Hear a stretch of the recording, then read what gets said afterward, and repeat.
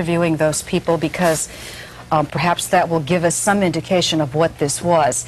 Obviously, there are buildings nose to nose down there. Yes. We have no idea if this was a third explosion or if it might have been something from the debris raining down from one of the World Trade Center towers. It appears to be to the south of those buildings, but take a look at those pictures, and that is quite an incredible sight. Again, this all started this morning at about 10 minutes to 9 o'clock. We understand that a commercial airliner, maybe a small commercial airliner, was apparently hijacked leaving the airport in Boston, Logan Airport in Boston, and slammed into one of the towers. About 18 minutes later, a second commercial airliner, which witnesses tell us was much bigger, slammed into the second tower. Soon after that, we heard from President Bush that said this was an apparent terrorist attack. Not long after he talked, a plane crashed very close to the Pentagon. From what we understand, down in the nation's capital, the White House, the U.S. Capitol, and the State Department have all been evacuated, and that the Secret Service did receive a very real threat that the White House would also suffer the same fate as the World Trade Center and the Pentagon, which has not happened yet, and we hope it doesn't. And of course, all commercial traffic around the United States has been shut down. Air traffic, yes. Commercial air traffic. All commercial air traffic. Joining us now is Jim Rosenfield, who's been up in the newsroom. Do you have anything you can add to all of this? Well, just, you know, in getting here to Rockefeller Center this morning to share with you, because you've been here in the studio, just the scenes on the street, people on their cell phones trying to find out what's going on, people calling loved ones trying to find out if they're okay.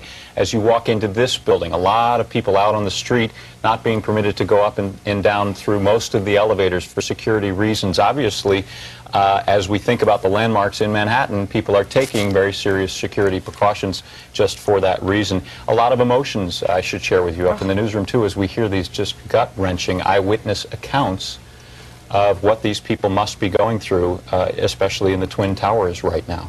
Just amazing. We have just been told that this, what we thought was another explosion, was indeed, according to the Associated Press, another building that has either been attacked or exploded. So it appears to be separate from the two that we have already witnessed this morning. And if you take a look at this scene right now, the smoke that is billowing over Lower Manhattan is truly a frightening sight to see. Again, the part that I think concerns all of us is that we have no knowledge of what happened to the people who might have been inside any of those buildings. It's a normal workday, and although the first explosion came early, it might have meant some people weren't there yet, but I guarantee you that there are a lot of people who were already in those buildings. Sure, in the Twin Trade Towers, a lot of state workers in those buildings who get there well before 9 o'clock. And as you come down some of the major arteries in Manhattan, you can just see this smoke from miles away. A very eerie sight as I was coming towards Midtown. You look up, and there's the smoke coming out of the World Trade Center. How did you come to work today? I actually walked most of the way because traffic is, as you would imagine, a complete mess. Emergency vehicles trying to make their way all down to downtown to Lower Manhattan. So it's difficult for anybody who's trying to get around. Bridges and tunnels, as you've been mentioning, are closed. So getting on and off the island isn't going to happen right now. Okay, Jim, right now we have a terrorism expert on the telephone, Harvey Kushner. Harvey, can you hear me? I can hear you very well. Harvey, this obviously has all the earmarks of terrorism.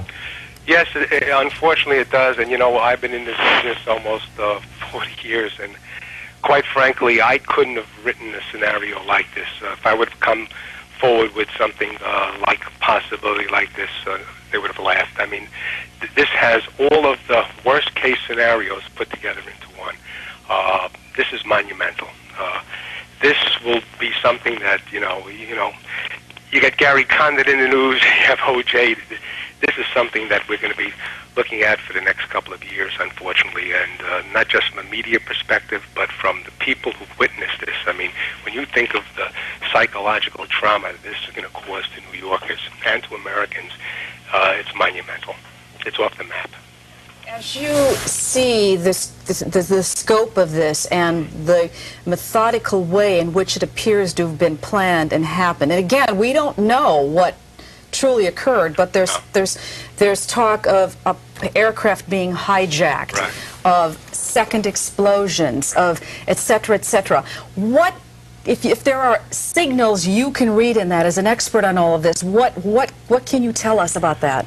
Well, it shows that, you know, in the last couple of years, and I just got off of the embassy bombing trial. I was involved in that, and I've seen a picture painted of Osama bin Laden, not to say that he's involved in this necessarily, but of his network and his ability to try to do damage to the United States. And over the last couple of years, a lot of terrorism experts worldwide have been talking about the day of the freelancer, for those not familiar with the term, individuals who do things by themselves. Obviously, this type of event which occurred today is something that costs a lot of money, a lot of planning, such as what happened in the embassy bombing trial, had to blow up 2 embassies. And obviously, they had the will and the desire, many people, to be able to pull something like this off. I mean, think about hijacking a plane, the difficulties involved in that, but yet to have it flown into a building is just monumental in terms of timing, in terms of the ability of the number of people on that plane. I mean, if I had to surmise, I would think it wasn't just one individual. There had to be groups of individuals to be able to control something like that, to pull something like this off. And if the reports are true that we're having a coordinated attack at other American targets, such as the Pentagon or the White House or other buildings, this indicates that we're facing a new era. We're back to the old state sponsorship, large groups being involved in having the wherewithal and intelligence and the ability to pull something like this off. I mean, this is very, very serious. You know, I've been involved throughout the years in these various different exercises that we played, where we would talk about an event such as this, such as a biological attack or some other type of thing occurring. But this type of scenario never really was painted, because the type of planning to go into something like this was just thought to be not as possible as the launching of a chemical or a biological, even a small nuclear weapon. I mean, this is just something that, you know, brings goosebumps to me. And I've seen everything, and I've been through everything. And this one tops it all in terms of the temerity, in terms of the planning, in terms of what the aftermath is going to be, the shock to the American psyche, to the American public. I mean, think about this. We try to calm people down by telling them, you know, the chances of you being involved in a terrorist act is very, very small. What do we tell people now when they walk around New York City and look up and see the trade towers on fire? We see other buildings exploding. We see people crying in the streets. I mean, this is a horrific event, and it's a very, very sad day in American history. And Dr. Kushner, I don't know if you're watching television, but yeah, we are now showing our very first pictures of some of the victims of this today, and we can see some horrific, what appears to be burns. Yes. Some serious injuries. Again, this is video that we have just gotten in. Yes, I'm watching it. I can see it. We've also been told that the second tower that was hit by the second plane, which is One World Trade Center, we understand that that tower has actually collapsed at this point. Well, I'm looking at this picture right now, and you cannot see the top of the second tower. That's correct. So a few moments ago, if you remember, there were just billowing smoke there. We just have to hope that area was completely evacuated. You know, if I might just interject this, I was involved in a civil litigation against the Port Authority of New York and New Jersey because I was representing with a team of attorneys who represented 2 clients who were in the B2 level. And the trade towers was warned many years in advance that there's a possibility of having a bomb placed in the bottom of the building.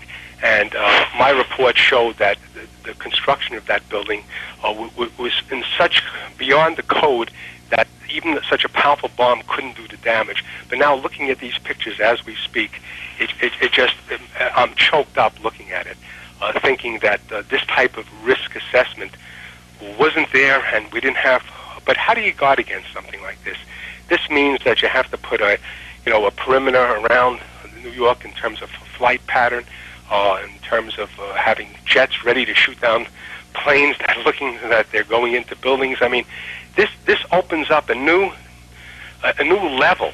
This is ratcheted up a new level in the annals of terrorism and what we face here as a country and as a civilization worldwide. I mean, people were looking what was going on in the Middle East, and not understanding the nature of the fear that people were going through on both sides, and now to be visited here in the United States, in the capital of the world, the crossroads of the world,